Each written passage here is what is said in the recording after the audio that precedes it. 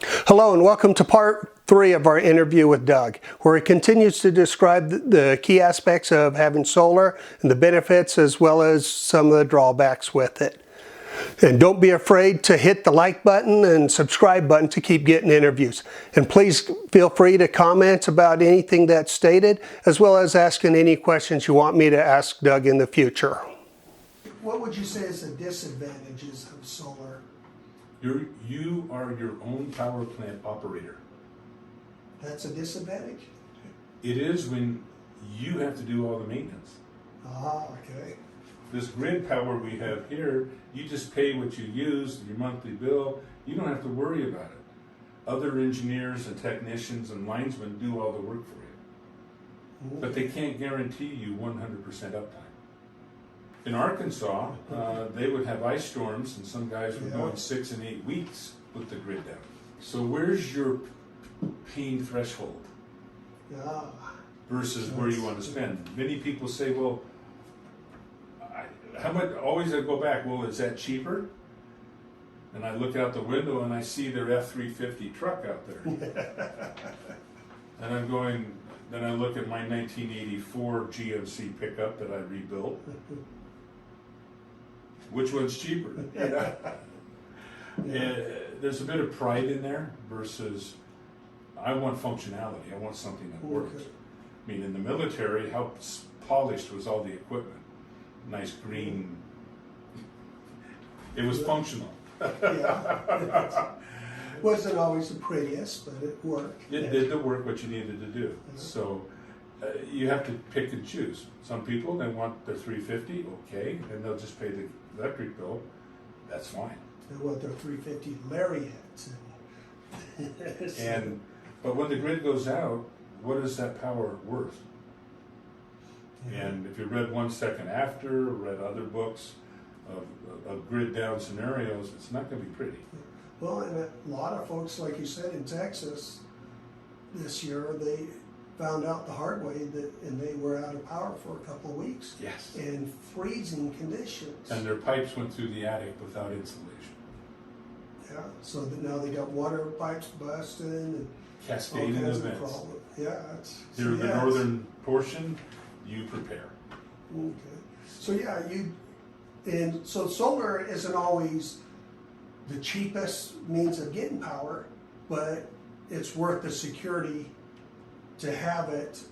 It's the security you're paying for. Okay, yeah, that's a very good point there.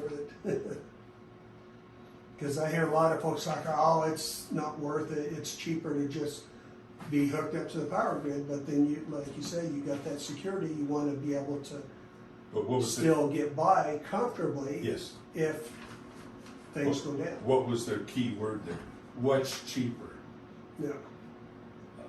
There's toilet paper that's real cheap, but you don't really want to use it. I've seen some of that. I was in Brazil and they had the cheap toilet paper. It was pink, and you could see the chunks of wood in it. Wood in it, yes. Literally chunks of wood in it. I never dare use that. So power is power, but back to the guarantee or the ability to have secure power. That's the value add. Yeah. Okay. So let's see. So then, next question is, some people's like, well, can I put solar, do my entire house in solar versus just have it limited? That's an option. Whole house. I went whole house at my place. You started off partially, but then grew to I did. Full house. Your service panel, which is where all your breakers are, that comes in from the grid. What I did was I built what's called a critical loads panel. Okay. That was separate. And what happens is I then ran a circuit from my grid powered down to my inverter, and then from the inverter to that second panel. What does that do? Well, that allows circuits. I then physically move the wire to this critical loads panel. What are critical loads? Furnace. Yeah. In the winter, your refrigerator and freezer. That everybody worries about that real quick. Some lights if you're on a well pump. AC, not so much. That's a bigger A system. lot of people seem to think that's critical Mandatory. one. It is, But- and you can back it up. It's just going to cost you more money. Okay. And a lot of folks have medical devices. Absolutely. Whether it be a CPAP, it be oxygen machines. Those are or critical loads. Other things that, being able to. So you keep can- those. Building the home to begin with the critical loads panel as part of the design is preferable. Okay. But not everyone can You start can't from do ground that. zero. So to really put in a critical load, well, there's two ways you can do it. You can put in the critical loads panel, or you can put in what's called the generator transfer switch. Okay.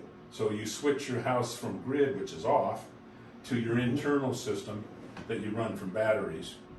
And that requires a manual switch and then power stuff on. So And that's the same type of switch you would see someone On the who has generator. a generator Absolutely. or something like that. Same thing. So, which brings up, I know when I worked with solar, with the solar company, they didn't install those switches. No. So, and very few of them, in my experience, would even discuss that with you. No, because you need batteries. Yeah. And they Okay. don't, batteries are more expensive and that reduces their Well, this profit company margin. was getting ready to start introducing batteries, Okay. but they still shied away from, that switch or discussing it. It's different type of training for the solar installers. There's, that SCI I talked about, that training school, they have a list of about 6 or 7 courses. One are grid tied and another series is battery. So they have different training and they tell their students get both training so you can do either one. Okay. But most people don't do the battery because that's not where the biggest market is. Mhm. But it's Might be changing. going that way a little bit more. It is, as batteries come down, they get cheaper. Back to that critical loads panel, I went with that model. Now, all my circuits, except my oven, all go to my critical loads panel. Okay. So the house runs totally off of my batteries, inverter, and solar, Okay. except for the range, because it's 220 volt. My current system is only 120.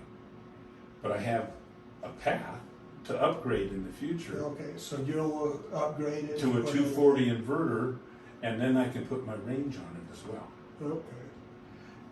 Why is the grid connected to the inverter?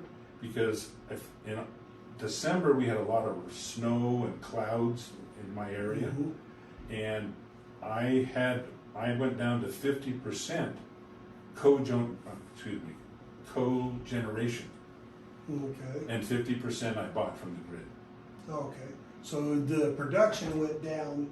You're getting much lower light intensity, the Yes. snow cover, the cloud cover, and so. And I went out and I would scrape off my panels Okay. of snow, because this is what you do if you want to make sure you have power going. That's part of the maintenance. And that's a question too, is, can you get power if you've got, let's say you've got a tree in your yard you don't want to take down, but it's going to partially shade your, It will reduce the production. but you can still get some production? Get off some, of but it's not linear, meaning if you cover up a portion of certain panels, it'll turn that off.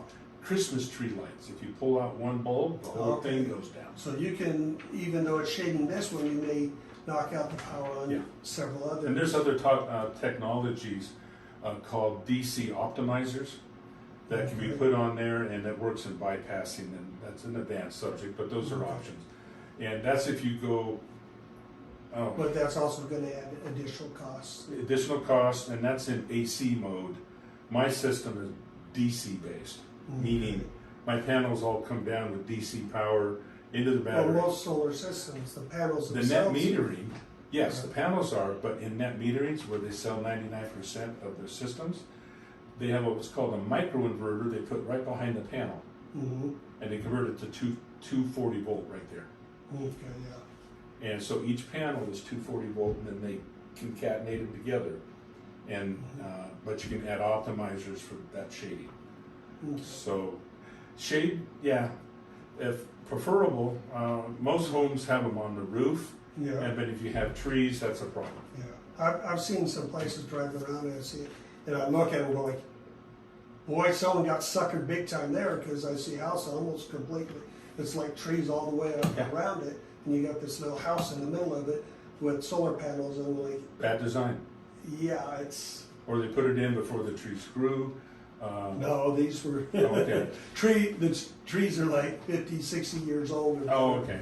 The other one you can do instead of putting on the roof, they put them on the roof because lot sizes are so small. But if Yeah. you have acreage, You ground can mount ground them.